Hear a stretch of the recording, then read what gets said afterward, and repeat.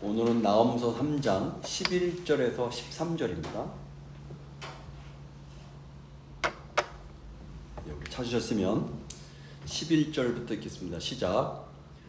너도 술에 취하여 숨으리라. 너도 원수들 때문에 피난처를 찾으리라. 내 모든 산성은 무화과 나무에 처음 익은 열매가 흔들기만 하면 먹는 자의 입에 떨어짐과 같으리라. 내 가운데 장정들은 여인 같고 내 땅의 성문들은 내 원수 앞에 넓게 열리고 빗장들은 불에 타도다. 아멘. 지난 시간에 애굽의 이 노아몬 테베라는 도시가 지리적으로 천의 요새에 위치해 있었고 또 군사적으로도 굉장히 강했고 주변에 동맹국들도 많았기 때문에 다른 나라의 침략을 충분히 막아낼 수 있었습니다. 그럼에도 불구하고 이 애굽의 노아몬은 아수르에 의해서 비참하게 멸망당하였다 하는 것을 살펴보았고, 동시에 이제 아수르가 그렇게 멸망당한 노아몬처럼 그렇게 멸망을 당할 것이라고 하는 그 내용을 저희가 지금 살펴보고 있습니다. 오늘 말씀도 아수르의 멸망에 대해서 말씀하고 있습니다. 다시 11절에 보니까 너도 술에 취하여 숨으리라. 너도 원수들 때문에 피난처를 찾으리라 라고 말합니다. 먼저 이렇게 상반절에 너도 술에 취하여 숨으리라, 이 말씀은 이제 노아몬이 아니라 아수르의 멸망에 관한 이야기를 하고 있습니다. 여기서 너도 술에 취하여 라는 이 말씀은 진짜 뭐 술을 먹고 취한다는 말씀이 아니라 술에 취한 상태처럼 어떤 방향을 잃어버리게 된다는 겁니다. 그래서 수물이라고 번역된 여기 히브리어 나할라마는 뜻이 뭐냐면 눈이 흐려지거나 눈에서 잘 보이지 않게 된다, 그런 의미 단어입니다. 그래서 본문에서 이 단어를 사용한 것은 니느웨 사람들이 공격을 받을 즈음에 마치 술에 취한 사람들처럼 백성들이 의식과 방향을 잃어버린 채 피난처를 살기 위해서 피난처를 찾아서 우왕좌왕할 것이다, 그런 얘기입니다. 메대와 바벨론 연합군이 니느웨를 공격할 때 니느웨 사람들이 공포에 사로잡혀서 어쩔 줄 몰라 하면서 뿔뿔이 흩어져서 피할 곳을 찾아 숨게 될 것이다 라고 말씀을 하고 있습니다. 그러나 결국은 그 숨을 곳을 찾지 못할 것이다 라는 말씀이 함유되어 있습니다. 이런 묘사는 전쟁에서의 패배만을 말씀하는 것이 아닙니다. 패배한 저들이 매우 큰 공포에 사로잡히게 될 것임을 나타내는 얘기입니다. 지난 시간에 살펴봤습니다. 아수르는 주변 국가들을 굉장히 잔혹하게 대하고 자신들의 힘을 자랑한 자들이었습니다. 그러나 하나님의 심판에 직면하게 될 때 저들이 허둥지둥 피할 곳을 찾았지만 결국은 피할 곳을 찾지 못한다는 말씀입니다. 하반절에 보니까 너도 원수들 때문에 피난처를 찾으리라고 말합니다. 여기 피난처가 문자적으로 안전한 장소 혹은 안전을 보장해주는 그런 수단, 그런 의미를 나타낸 단어입니다. 표준 세번역 성경 보니까 저들이 이러한 안전한 피난처를 찾고자 허둥지둥할 것이다 라고 번역을 했어요. 아마도 저들은 메대와 바벨론 연합군들의 침공에 성이 함락되자 살 길을 찾아서 주변 국가들로 이리저리 도피를 하고자 했을 것입니다. 그런 시도를 했을 것입니다. 또 주변 국가들을 향해서 간절한 마음으로 자기들을 도와달라고 요청을 했을 것입니다. 동맹을 맺은 그런 나라들에게. 그러나 하나님의 심판을 인간의 의지로 피할 수는 없는 일이었어요. 실제로 이때 전쟁 기록에 보면 니느웨 백성들이 그 니느웨를 벗어나고자 결사적으로 노력을 하였지만 모두가 실패했다라고 전해지고 있습니다. 이처럼 저들은 자신들이 다른 나라에게 악독하게 한 그대로 하나님으로부터 보응을 받을 수밖에 없는 그런 운명임을 나홈이 예언을 하고 있습니다. 결국은 니느웨가 탐했던 세상적인 가치와 욕망은 우리가 문자적으로 말할 때 피비린내 나는 흙먼지 속으로 나라가 사라져버립니다. 앞에서 말씀드렸지만 애굽의 수도였던 노아몬 테베는 아수르의 수도였던 니느웨보다 훨씬 더 힘이 강하였고 동맹국도 많았습니다. 그러나 그들 역시 하나님께서 심판하시는 날이 무너지고 말았습니다. 그 장면을 사실 똑똑히 기억하고 있는 니느웨 백성들에게 나움 선지자는 그들 역시 하나님께서 심판하시는 날에 자신들의 강함과 능력으로 하나님이 내리시는 재앙을 결코 피할 수가 없다는 사실을 일깨워줍니다. 그렇지만 니느웨 백성들은 나움 선지자의 경고의 말씀을 귀 기울이지 않았습니다. 그들은 하나님만이 환난 날에 피할 산성이 되어주신다는 이 말씀을 그들은 듣지 않았던 것이죠. 결국은 아수르는 메대와 바사 연합군에 의해서, 바벨론 연합군에 의해서 철저하게 무너지게 됩니다. 여러분, 때로 어떤 징계나 재앙이나 아픔의 시간이 때로는 우리의 앞을 막아설 때가 있습니다. 우리가 살아가다 보면 우리 그리스도인들은 그때마다 하나님께 기도합니다. 그러면 기도를 통해서 깨닫는 첫 번째 진리가 무엇입니까? 바로 우리 자세에게는 이 고난과 재앙과 아픔을 이겨낼 수 있는 아무런 능력이 없구나. 어떤 무기력함을 우리가 처절하게 깨닫습니다. 그리고 그 기도할 때 그런 마음을 깨닫고 기도할 때 그 기도를 통해서 또 하나의 진리의 말씀을 듣게 됩니다. 나아무서 1장 7절 말씀처럼 여호와는 선하시며 환난 날의 산성이시라. 그는 자기에게 피난한 자들을 아신다는 이 말씀을 깨닫게 돼요. 사방이 막혀있는 현실 속에서도 이 하나님의 진리의 말씀이 들려오기 때문에 신자인 우리는 눈을 들어서 하나님을 바라보며 새로운 피난처를 발견하게 되는 것이죠. 12절을 보십시오. 같이 읽어보겠습니다. 시작. 내 모든 산성은 무화과 나무에 처음 익은 열매가 흔들기만 하면 먹는 자의 입에 떨어진 것 같으니라. 이것은 아수르의 수도인 니느웨 성이 매우 허망하게 무너질 것임을 나타내는 하나의 비유입니다.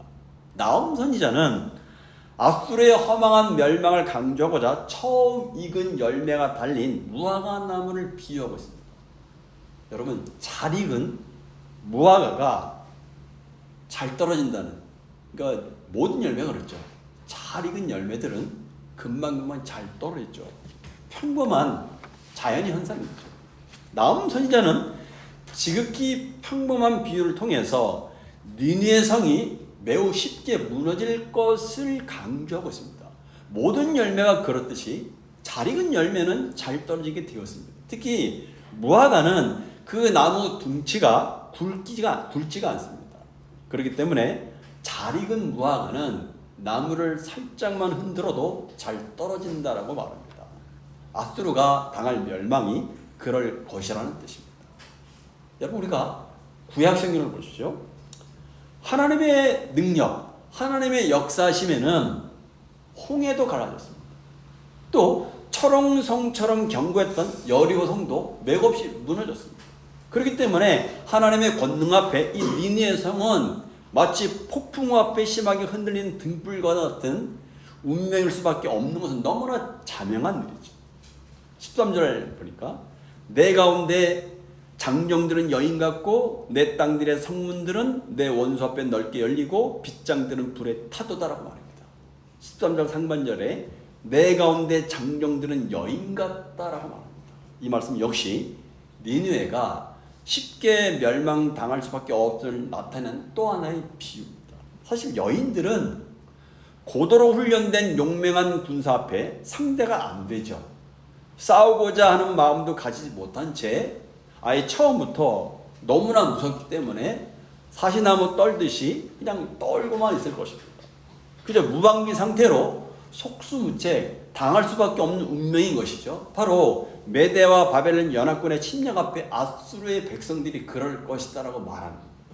그런데 원문의 의미를 보니까 여인들로 빗대어 말한 것이 아닙니다. 직역을 하면 너희 장정들은 여자들이다, 그런 뜻입니다. 즉 아수르 군사들을 아예 여자들과 동일시합니다. 이 역시 결과가 그처럼 허망하게 망할 수밖에 없다는 사실을 강조합니다. 왜냐하면 고도로 훈련된 막강한 군사 앞에 여인은 싸움의 상대가 될 수 없기 때문에 그렇습니다. 계속 13절 중반절을 보니까 내 땅의 성문들은 내 원수 앞에 넓게 열리고라고 말합니다. 이 말씀 역시 니느웨가 허무하게 멸망할 것을 나타내는 말씀입니다. 여기서 넓게 열리고라는 말씀이 히브리 원어의 의미가 열리다라는 의미인데 그 시제가 수동형 부정사 절대형과 완료형 동사를 사용했습니다. 이것은 뭐냐면 강조적인 용법으로서 문자적으로는 반드시 열려질 것이다 그런 뜻입니다. 다시 말해서 니느웨 성의 방비가 아무리 견고하다 할지라도 그 문은 적군들에게 반드시 열리게 될 것이다라는 말씀입니다. 이처럼 전쟁에서 성문이 열린다는 것은 사실은 그 성이 무방비 상태가 된다는 것을 의미합니다. 따라서 이것은 전쟁에서 이미 패한 것이나 다름이 없음을 강조하는 것입니다.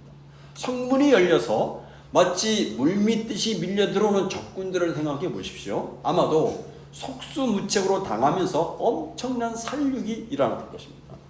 아수르의 니느웨 성은 강하고 견고했지만 결국은 무너지고 말 것이다라는 것을 이야기하고 있는 겁니다. 계속해서 13절 하반절에 보니까 빗장들은 불에 타도다라고 말합니다. 여기 빗장은 우리가 알고 있듯이 성문이 열리지 않도록 가로지른 나무 막대기를 가리킵니다. 근데 이것이 불에 탔다고 말합니다.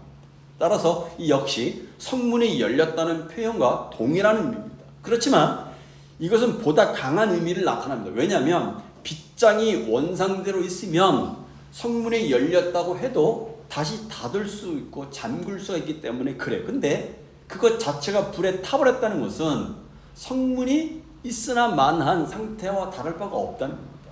즉 아수르는 결국 성을 사수할 수 없다는 사실을 말씀하고 있습니다. 결국 이 말씀은 아수르의 멸망은 정해진 운명이라는 사실을 이렇게 비유적으로 표현을 하고 있는 것입니다.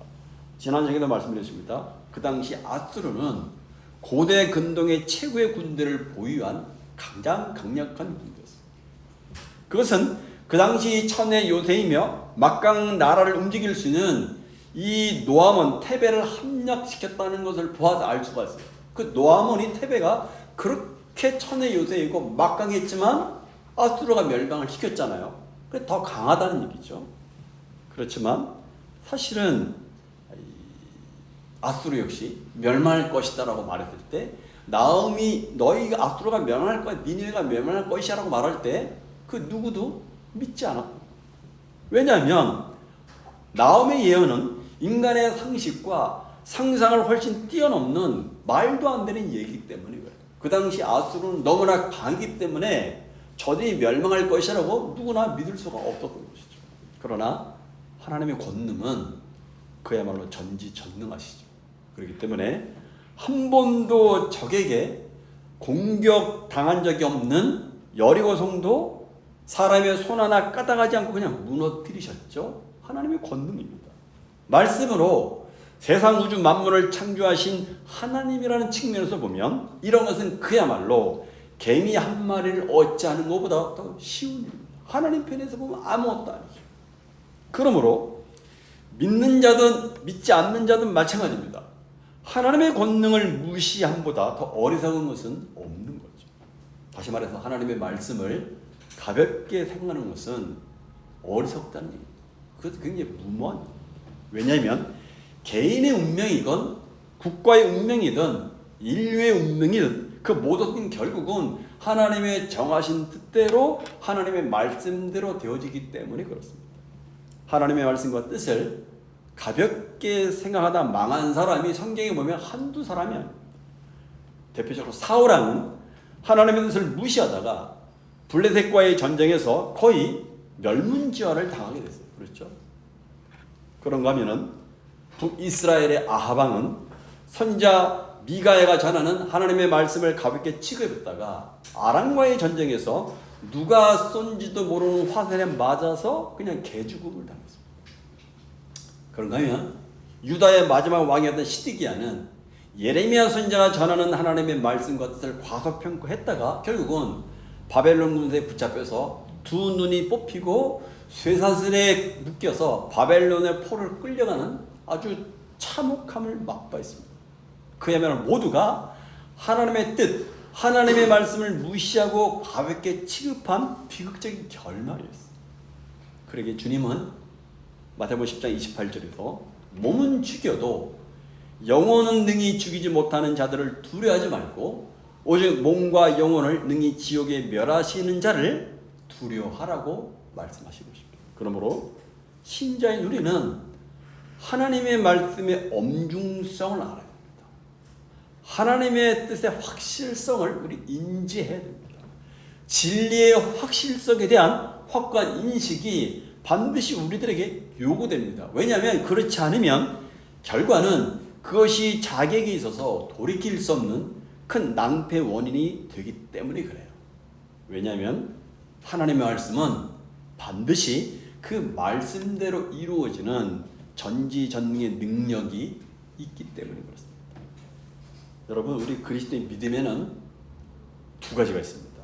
하나는 성경은 하나님의 말씀이고 사실이라고 믿지만 지금 자신에게 이루어지지 않는다고 믿는 거예요.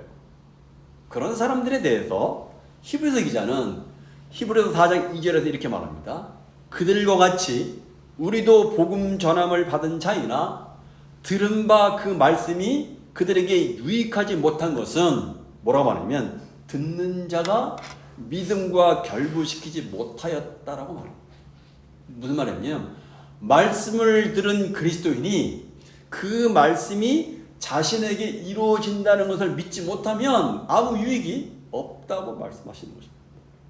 사실은 엄격하게 말하면 그런 믿음이 아닌 거죠. 그렇기 때문에 아무 유익이 없는 것입니다.